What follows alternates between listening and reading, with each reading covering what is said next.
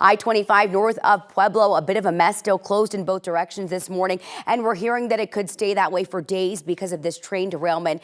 This happened and it killed a semi-truck driver, spilled coal all over the road. 9 News reporter Courtney Yoon following this story this morning. Courtney, all of that coal and train cars are still in the way right now. Yeah, that's right, Erica. CDOT says they can't haul away the 30 train cars and tons of coal blocking the interstate until they have permission from investigators with the NTSB. We now know 60-year-old La Follette Henderson was killed when a BNSF train derailed from a bridge over I-25 and fell onto the highway. According to the BNSF, the train was on a bridge that's owned by the Colorado Department of Transportation. CDOT has not yet answered any questions about that bridge. The National Transportation Safety Board says the train consisted of 5 locomotives and 124 cars carrying coal. 30 of those cars derailed. Robert Halstead is a railroad accident reconstructionist. He told us there are 3 possible scenarios here. The train derailed before the bridge, it derailed on the bridge, or the bridge collapsed first. He says bridges are supposed to be inspected at least once a year and tracks should be inspected twice a week. We're going to be looking at bend and shear to see if any of the steel components were sheared in any way, and if so, determine if that occurred during the derailment or if that was present prior to the derailment. Halstead thinks the NTSB could find out a cause quickly. A preliminary report is expected within 30 days, though the final report could take 1 to 2 years. Again, the cleanup can't begin until NTSB investigators clear out. Once that happens, it could take up to 48 hours to clean up the debris. Back to you. All right, Courtney, thank you for the update. Now, this derailment has people concerned about safety all across the state. Yeah, one city councilor in Glenwood is especially worried about the proposed Uinta Basin Railway. The project would bring several trains carrying crude oil through Glenwood Canyon every day. A judge recently put the project on hold, telling proponents to conduct a deeper safety study. Councilor Jonathan Goad says that this week's derailment shows an oil train along the Colorado River could be risky. He says he's worried about what would happen to the environment if a train did in fact derail.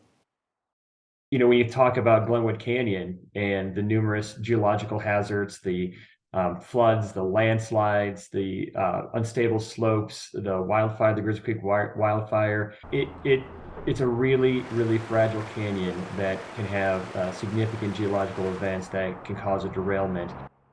One Democratic State Senator Nick Heinrichsen says that he is ready to introduce a bill next session to limit the length of trains in Colorado and institute stricter safety measures. Of course, we're going to be following the derailment investigation as it develops, and any updates on cleanup efforts. You can stay up to date by downloading our free 9 News app. Happening today, opening statements in the second trial over the death of Elijah McClain. The jury is seated for the trial of Aurora police officer Nathan Woodyard. Woodyard is facing a reckless manslaughter charge because of what happened one night in August 2019. He was the first officer to stop McClain. Woodyard grabbed McClain, and then he and other officers threw him to the ground and restrained him. Paramedics then injected him with a sedative, and he passed away a few days later. This trial will likely include a lot of the same witnesses and evidence as the first trial that wrapped up last week, ending in a split verdict for the other 2 officers tied in McClain's death. President Biden will travel to Israel in a show of support for the country in its war with Hamas. That will happen tomorrow. The president will then travel to Jordan to meet with Egyptian and Palestinian leaders. Secretary of State Antony Blinken announced the visit lengthy negotiations in Israel. Israeli strikes in response to Hamas terrorist attacks this month have fueled a humanitarian crisis in Gaza. The UN says that there is a desperate need for aid, but trucks carrying supplies are still held up at the border between Gaza and Egypt. Blinken says that Biden will work with Israeli leaders on a plan to bring in aid and create, quote, safe zones off limits to Israeli attacks. New video overnight. Former President Donald Trump is back in New York. Today, he is expected to be back in court for the New York civil fraud trial. The lawsuit alleges that Trump and top executives at his company conspired to pad his net worth by billions of dollars on financial statements provided to banks and others to make deals and secure loans. A live look at our nation's capital right now. We could see a vote to fill the House Speaker position later today. Today marks 13 days without a Speaker. The full House will be voting on the Republican nominee, Representative Jim Jordan. He'll have to get a simple majority to win, but as of now, Jordan is about 50 votes short. Democrats have their own nominee, Hakeem Jeffries. It's likely he doesn't have enough votes either. Until the House has a Speaker, they're pretty much at a standstill with some important things on the list to do. The government runs out of money a month from today. Lawmakers are also trying to figure out a spending bill for Ukraine and Israel. Another impact, thousands of federal firefighters could face a drastic pay cut in the coming weeks. Last year, federal wildland firefighters received a temporary pay bump. Now that funding is estimated to run out around the beginning of next month unless Congress makes the pay raise permanent.